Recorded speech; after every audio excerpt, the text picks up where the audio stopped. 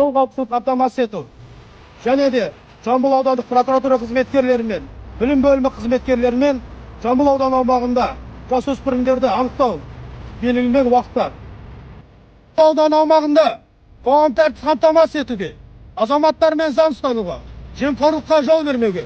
Бөлім, сері, бұрыл!